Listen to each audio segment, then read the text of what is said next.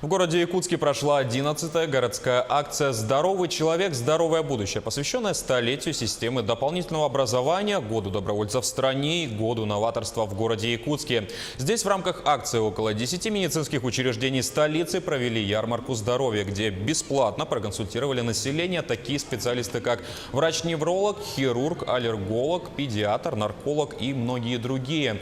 Для самых маленьких коллектив детского подросткового центра вместе со своими воспитанниками организовали творческие площадки, где проводили мини-соревнования, мастер-классы, конкурсы и викторины.